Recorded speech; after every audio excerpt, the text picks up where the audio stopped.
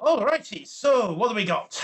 Summers and Shimikaze for Hellenic Navy, Stalingrad, two Moskvas, and a Des Moines heavy on the radar, with a Minotaur for a bit of smoke and rapid fire. Dakar Thunder for the heavy punch, Burgoyne for the cruiser killing.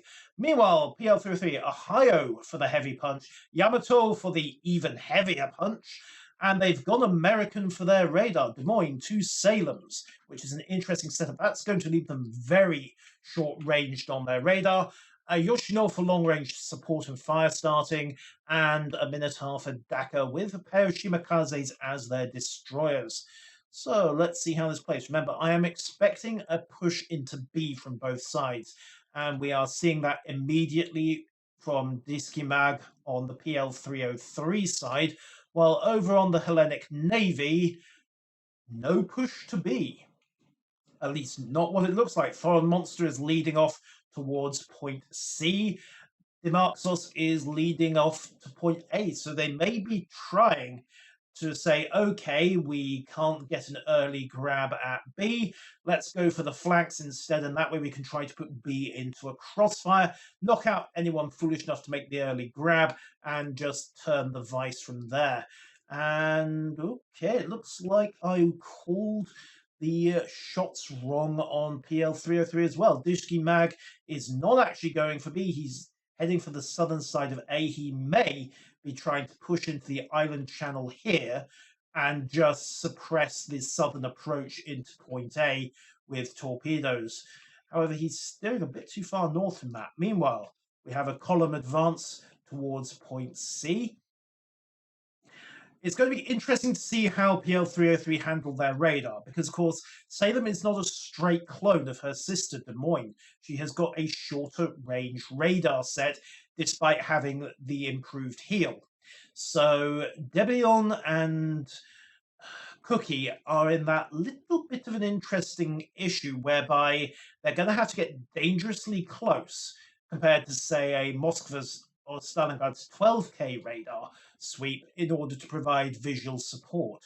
Mix 109 moving into the control point. Debion there just taking a brief look at the channel before trying to sweep across. He won't be able to see Kuntu, of course. And we have an early cap of all things from the Minotaur of Kuntu. Of course, Minotaur is an extremely stealthy cruiser for a tier 10, so he may be taking a bit of a risk here, but he's going to get to defilate, he is going to get behind the island, and that is going to render him relatively secure until he sticks his head out past the island, at which point, well, Teddy is going to see him. So, grabbing point B. Now, that does alter the balance. That is going to hand an immediate advantage to Hellenic Navy, and there we go. They are now starting to score. Thor and Monster laying a smokescreen, and McDollar's moving in to support.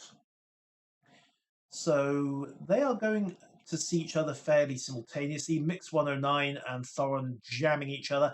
And there we go. So Thoron's dropping his torpedoes, only fires two. And there's the third launch from the summer. So his launchers are now empty. He's looking to dislodge the two Salems. Remember, Salem doesn't have the reach on its radar. He has got a good 3,000 meters of safety margin to play with until the Shimikaze sees him. But there is the Moskva's radar sweep. So McDonald's managed to dodge the worst incoming. He's seen Mix 109, high explosive out immediately.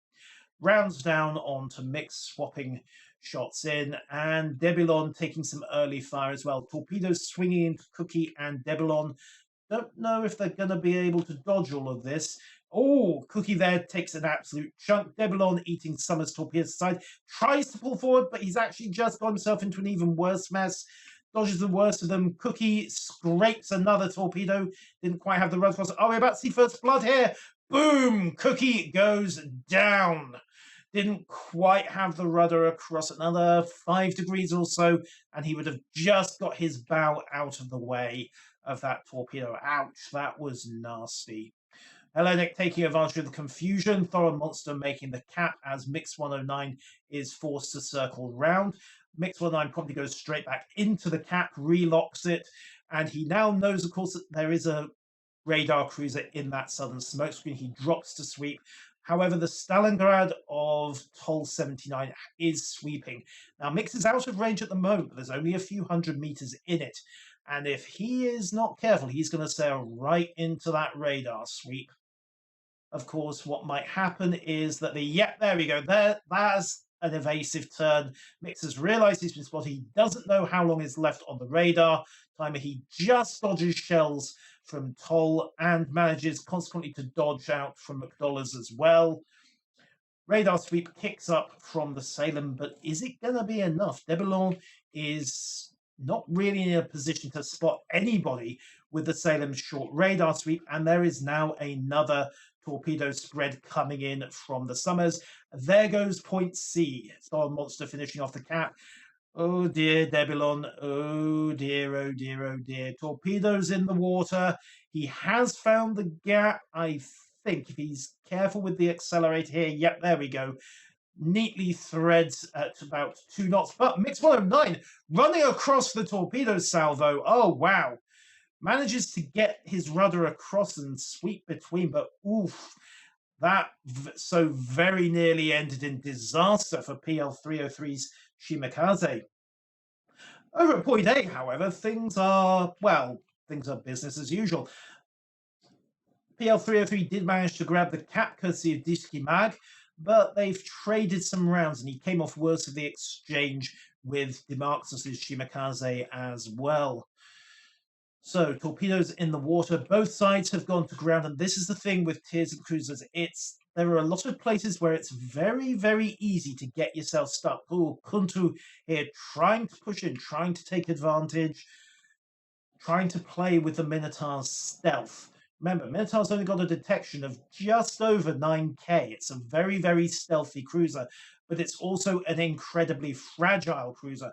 Radar going up. Paranormalios blaps Debelon as he comes around the corner in the Thunderer down in point C. So PL303 losing very bad in point C. Oof! I don't know who fired those shots into Cloudinia, but suddenly there's not much left of the radar cruiser. 960 health, backing up hard. Cloudina fires. I don't know whether he thinks he just can't break contact, but the Burgoyne of Blackjack 33 firing at almost 24 kilometers catches him on the flank. That was some very, very nice coordination and shot calling in terms of getting that long-range fire set up by Hellenic. And oh dear, PL303 losing their Shimakaze. Demarxus just saturating the smoke with a torpedo launch and sending him down. PL303 have managed to grab point B back. So they are technically 2 control points up, but right now they are 5 ships down. Oh dear, oh dear, oh dear, oh dear. Teddy 61 taking a bad hit from the Stalingrad and going down.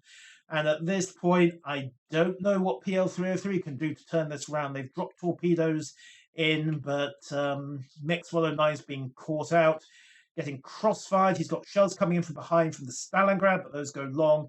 Doesn't, however, save him from the Burgoyne and the Des Moines, both of whom are volleying high-X in, and Looney bags the kill. 6-0. 200k health disadvantage. Almost more than 700 points down. I don't see how PL303 can pull this back from Hellenic Navy.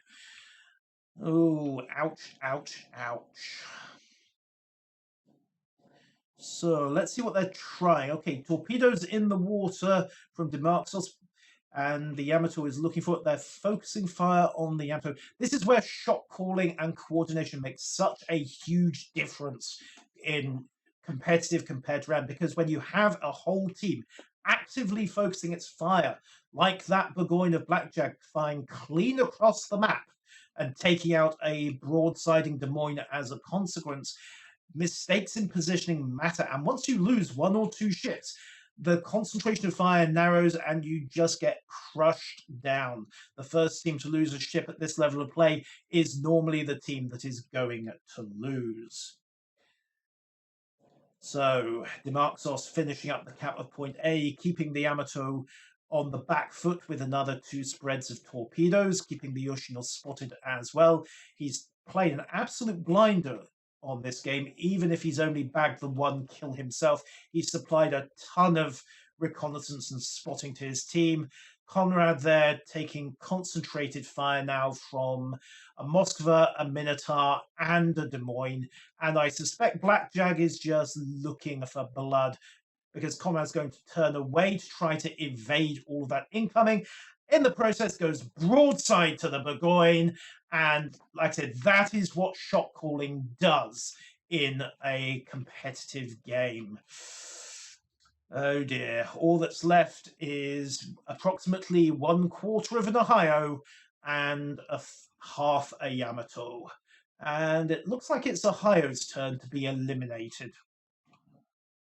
Boom, 3 cat points down, although it's not going to come to that. We have a timeout, 2-1-0, and Hellenic take the game in emphatic fashion. Well done to them.